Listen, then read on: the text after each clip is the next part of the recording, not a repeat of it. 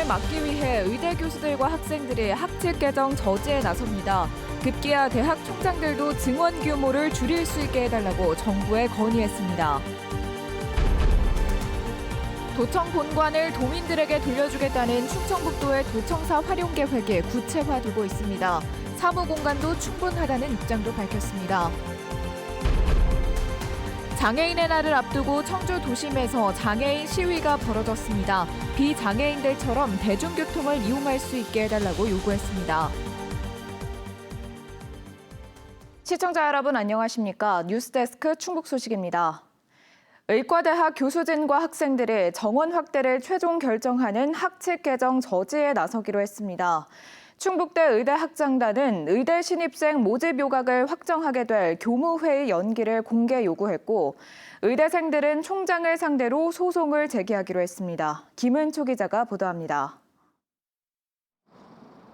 의대 정원 확대를 둘러싼 의정 갈등 2달 만에 충북대 의대 학장이 처음으로 공개석상에 나섰습니다. 의대 정원이 49명에서 200명으로 늘었지만 그 과정에서 의대 책임자인 자신과는 논의조차 없었다고 강조했습니다. 학장단 8명 전원이 보직 사임하며 항의도 해봤지만 달라지는 건 없었다며 정원 확대 절차를 멈추라고 총장에게 공개 요구했습니다. 전혀 소통이 없었고 우리의 입장이 전혀 반영되지 않았고 그러니까 결국은 전공자가 아닌 사람이 의학에 대해서 모든 것을 결정하는 그런 상황이 되었다라는. 의대 증원을 반영한 신입생 모집 요강 확정만 남은 상황에서 교무회의를 연기하고 먼저 대화에 나서라고 촉구했습니다. 교수진 내부에서는 교무회의를 늦추기 위한 대응 방안도 다방면으로 고려하고 있는 것으로 전해졌습니다. 우선은 연기하는지 지켜보겠습니다. 저희 월요일 날 임시총회나 거기에서 또 한번 어떤 논의가 있을지 될 거고 그거에 따라 대처가 될 거로 생각합니다.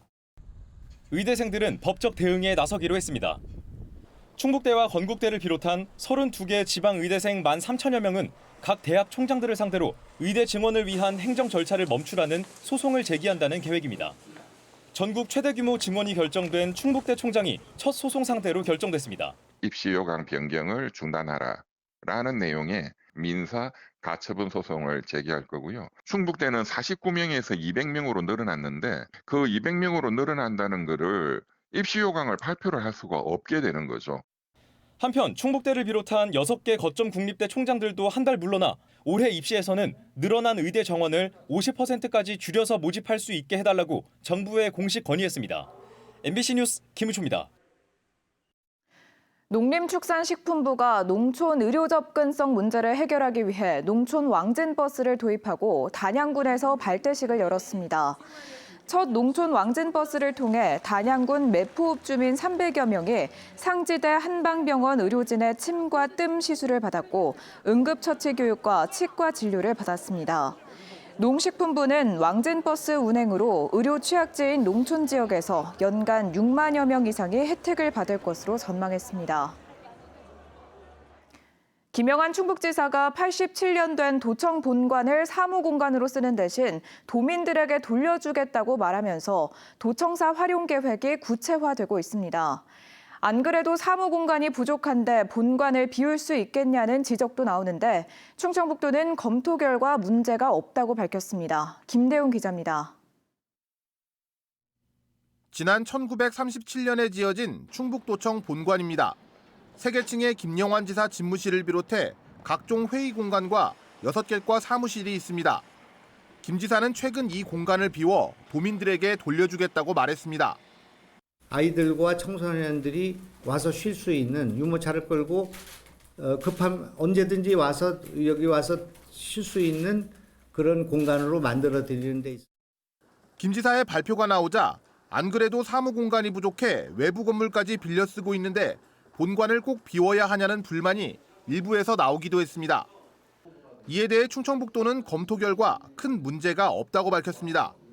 도의회 신축 건물과 함께 도청 별관 건물이 내년 7월이면 완공되는데 현재 외부에 임차 중인 6개 과는 이 건물로 들어갈 수 있다는 겁니다. 또 의회가 새 건물로 옮겨가면 비운 자리로 지사 집무실과 나머지 과들이 옮겨갈 것이라고 밝혔습니다.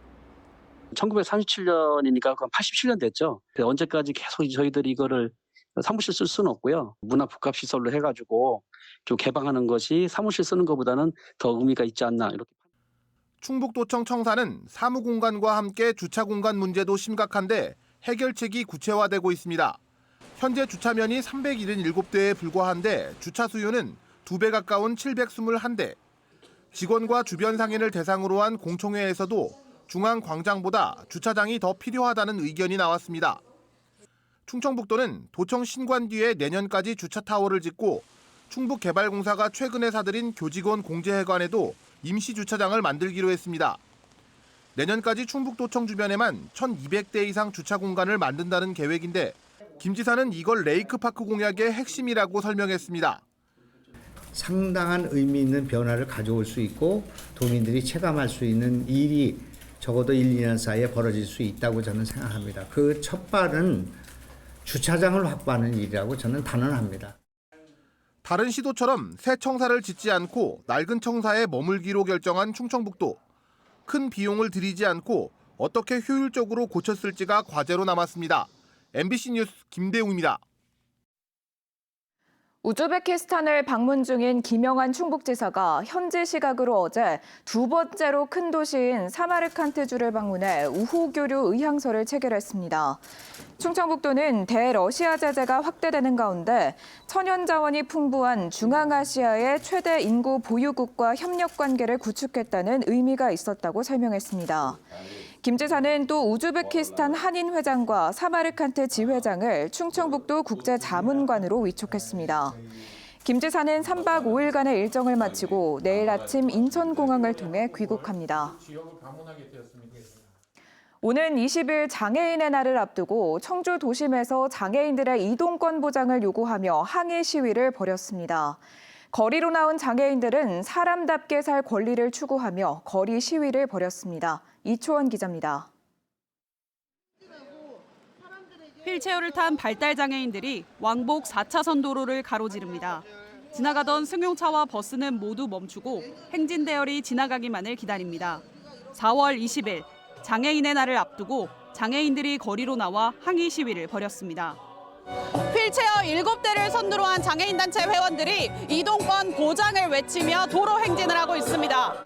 40여 명의 장애인단체 회원들은 도청에서부터 서문시장을 거쳐 청주시청까지 1시간 동안 1km가 넘는 거리를 행진했습니다. 시위 참가자들의 가장 큰 바람은 비장애인들과 함께 대중교통을 이용하는 겁니다. 제가 어렸을 때 그렇게 노골적으로 장애인과 비장애인을 분리시켰던 그 상황에서 조금도 달라지지 않은 거라고 생각이 듭니다. 불편은 다른 시군으로 이동할 때 가장 심각합니다. 교통약자법에 따라 충북에는 200여 대의 광역 이동 차량이 있어야 하지만 기준을 밑돌고 있습니다. 더구나 예약 시스템도 시군별로 운영하다 보니 이용자들의 불편은 클 수밖에 없습니다.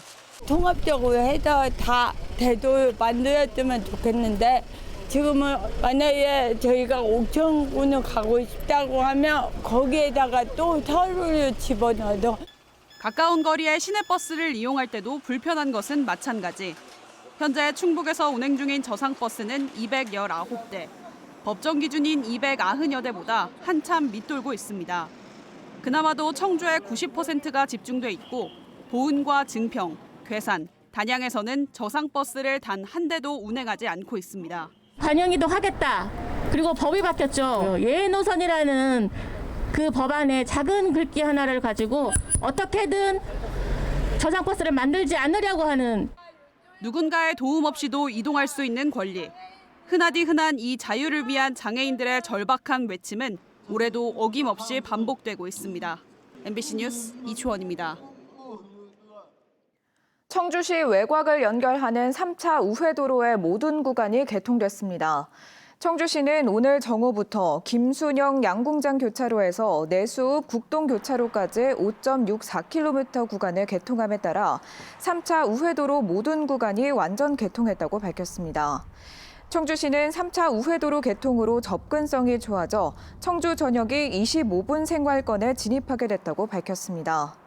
대전국도관리청은 3차 우회도로에서 증평 방향으로 이동할 수 있는 연결 도로 공사도 추가로 진행할 계획입니다.